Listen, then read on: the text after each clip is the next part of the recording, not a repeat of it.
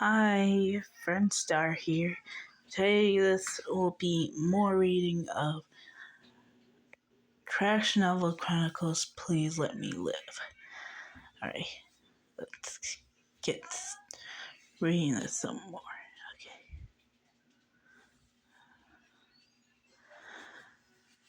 Every time you think this novel might not be that bad, manage to prove you wrong.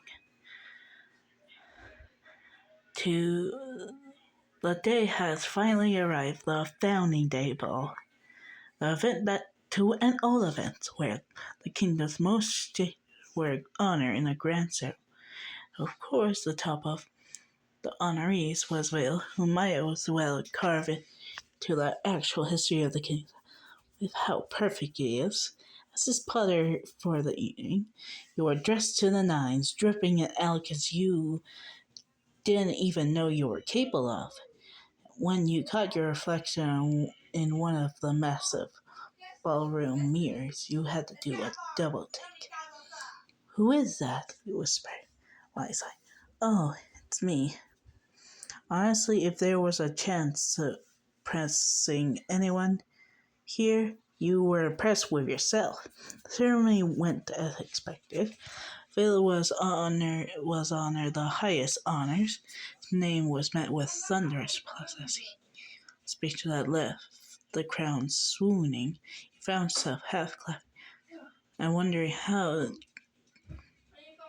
this man keeps getting more perfect. Like, was he actually human?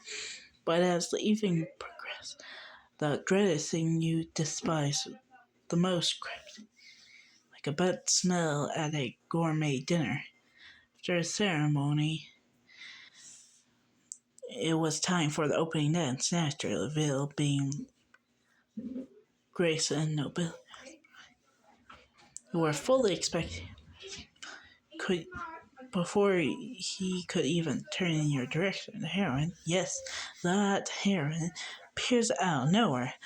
She was tearing straight out of the pages of the worst romance novel ever written.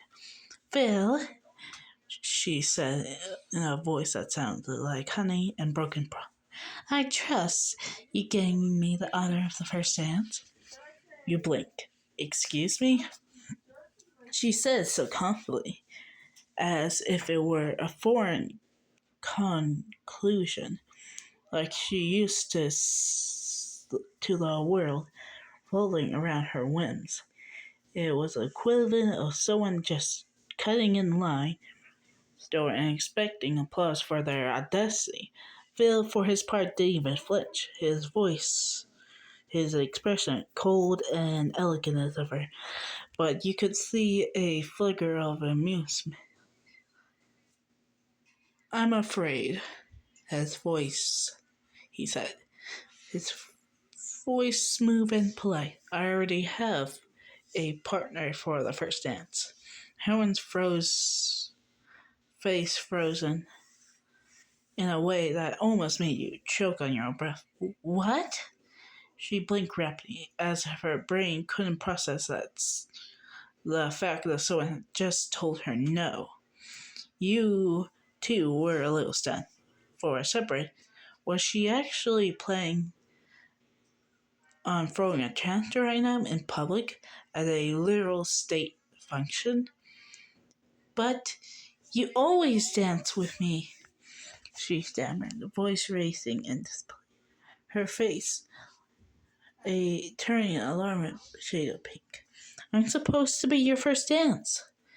You physically had to stop yourself from sorry. Always. He had never looked at her for longer than 5 seconds.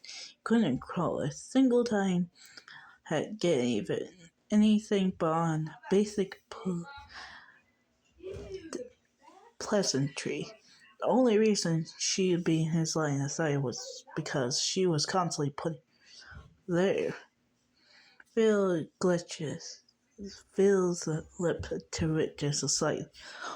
Whether it was out of irritation or amusement, you couldn't tell.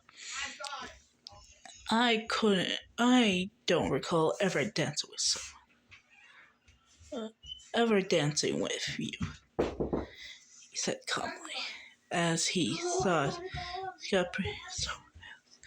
What? And Bill's voice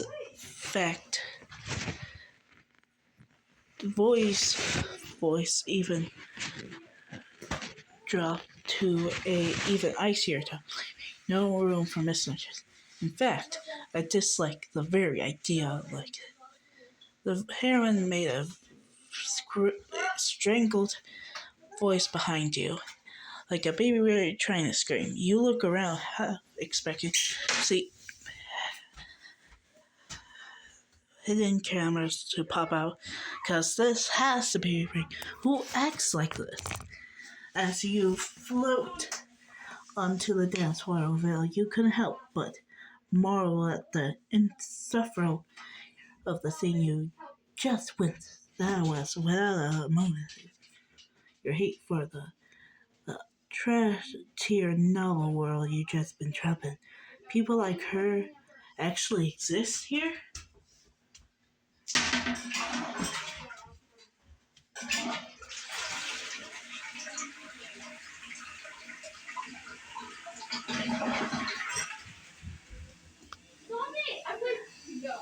As you flow on to the dance floor with Bill, you couldn't help but marvel at the absolute circle.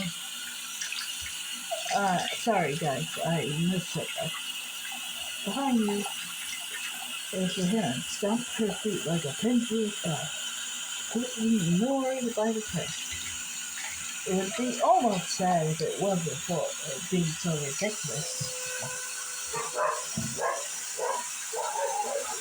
As you twirl under the chandelier, feeling Bill's warmth beside you, and the helmet's chest echoing faintly in the background, one thing has become not only in half, but at least you were the one dancing with the prince of perfection.